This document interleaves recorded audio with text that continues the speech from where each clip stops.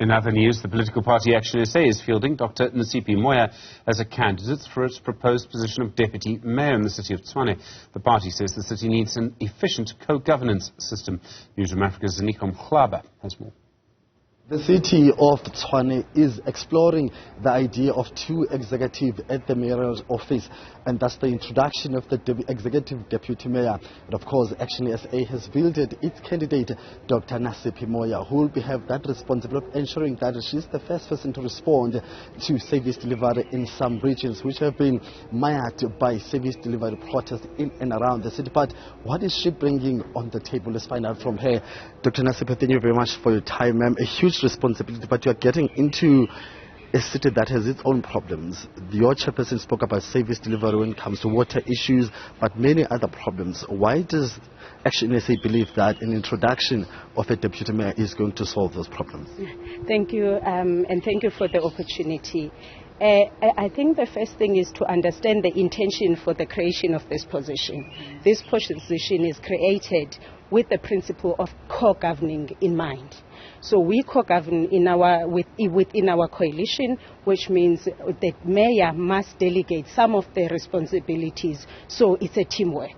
So that's the first thing that needs to be understood by this. I'm not bringing something foreign, but it's an issue of saying what are the critical elements of governing the city of Tshwane to get it to the level that we want as a coalition. And we're saying while the executive mayor is busy with all other responsibilities, which are a lot, what is it that the deputy mayor will focus on? And I will be focusing on infrastructure development, maintenance and repairs. Hence, my delegation will include overseeing the capital projects as well as the regions if the service delivery is happening at that level.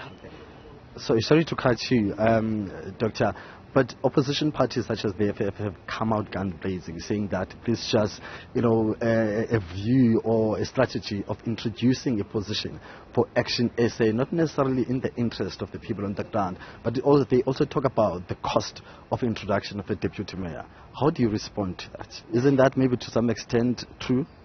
Not really. So the position was envisaged and drafted in our coalition agreement in 2021 before we got into the coalition. So it's not a new way of appeasing us. It was the coalition that determined that this is necessary to have this position for the reasons that I've outlined before. In terms of the cost, the deputy mayor is going to be taking over the role of an MMC. So there's no creation of new budget for the mayor's salaries, PACs, as well as whatever package that comes with the remuneration in terms of the gazette. So that's the first thing that needs. The only, obviously, we need to look at, which is at a very insignificant amount, is the support staff for the office of the deputy executive mayor. So we ensure that the deputy executive mayor delivers in the mandate that has been given by the coalition and now by the council and the MEC. The MEC has approved this position, which means he understands the significance of this position. So to your question, there's no significant amount that the budget will be, because basically taking the budget that is approved for an MMC being directed to the executive mayor, that's it.